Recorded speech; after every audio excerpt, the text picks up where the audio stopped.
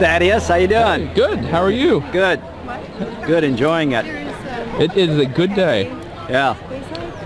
Were you there last night? I was there last night. What I was going to say, I should have said this last night, is like this: the bones of this house are as old or older than George Washington.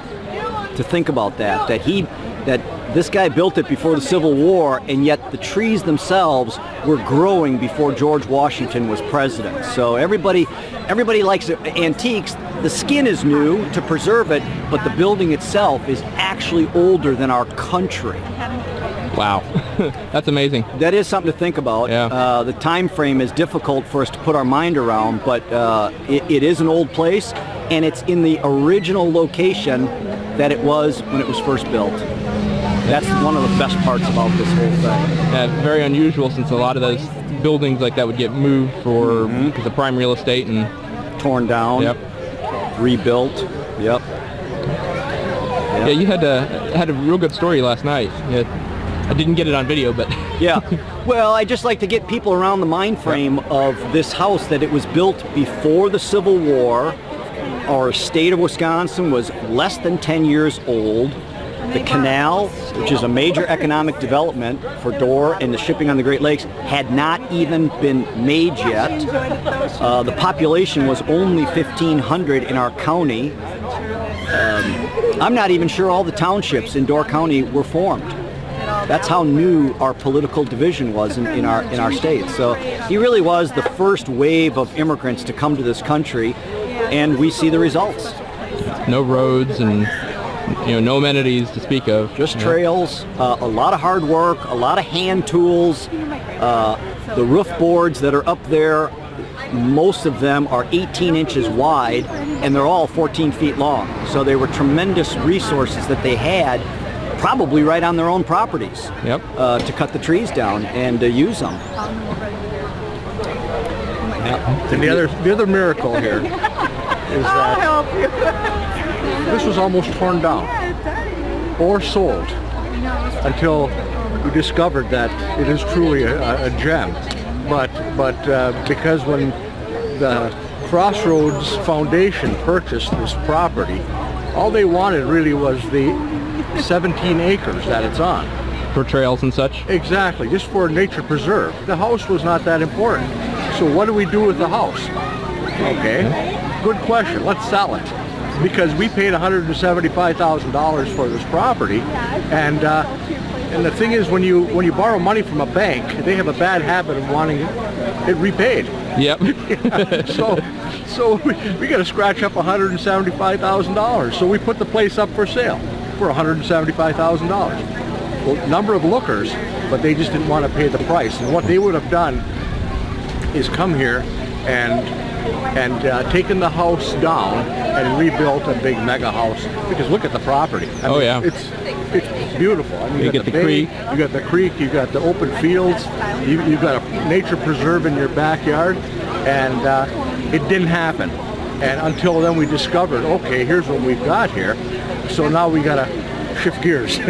We got to go another direction and say, how do we preserve this place? Right. Thanks to George's efforts, and then with a good crew of people working on it, it all came together. And the other neat thing about this place is that this original property, 80 acres here, Hanson owned. Right. Yeah, it's come full circle. It's back to one chunk of 80 and one chunk of 80 plus a little more, so that it'll be preserved forever. So the Hanson family is really fortunate in this case, because you come back to home. Yeah, where it first started, and not too many people can say that.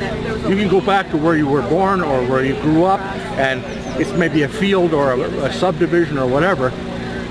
You're back home.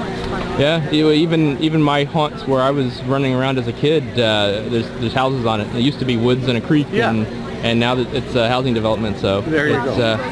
It's amazing to think great grandfather that's a lot of greats in there. Yes, it is. Yes, A lot of generations. When I first started on this job with the roof, the creek was flowing quite strong, and being up on the roof, I could hear two different spots where it was making noise. And there was times when I saw ducks fly in and wade around in the pool.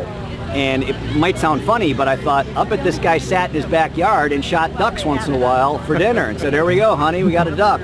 I've seen bald eagles fly over, herons, pelicans.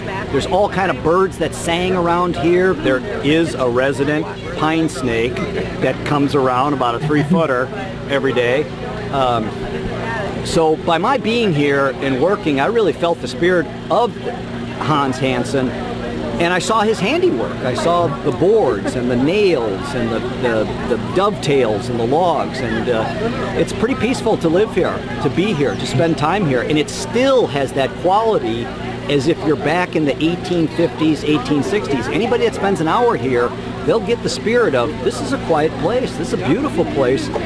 This must have been quite nice to live here. Yeah, I was here a few years back when before the renovation really had gotten underway, and just the interior was been pulled down to see what was underneath all of it. And I mean, it's amazing to see it today. I mean, the work that you've done on the roof and everything else it's beautiful. It's really great. Yeah, it's an appropriate size house. It must have been full of love and happiness because there was like 12, 13 people living here. Yeah. It must have been a kind of a lively. And that's a lot of people in a small little room. Yep. Yep. It's great. Yep. Just great. Everybody came together at night. Yep. You know. Kept warm and. Yep. We did find evidence of a fire that had happened on the back side of the house. Once I stripped the roof off, the boards were all charred, and there was charred marks on the logs, the upper log, where the roof comes together. So we knew that that fire had happened with these logs and these boards in place. So it wasn't all that safe back then. They had to fight their own fires. The place could have burned down. Many houses did burn down. Many barns burned down. So it's a minor miracle that the place has lasted this long. Yep. And it looks like it's going to last a good 100 to 200 years more with a little bit of effort. Yep. And the fact that it was originally designed to be sided instead of just rough exposed wood, really makes a big difference for keeping it around. Well, everything would have been log cabins in the 1860s, but by the 1870s, 1880s, they had steam-powered sawmills to where they could take lumber and actually slice in more beautiful-looking things. And of course, nobody had TV or radio or smartphones. So if you had any money at all, you improved your house to make it look better. And that's why it's been restored as if it looks like a modern house, but in reality, back then it truly was a modern cutting-edge house in the 1880s. Yep. So it looks modern, but in reality, this was the hottest look 134 years ago in the 1880s. Not a lot's changed. It's come full circle, and hopefully it'll stay this way for a long time. Yep. You always have a home. Well, thank you. Yep.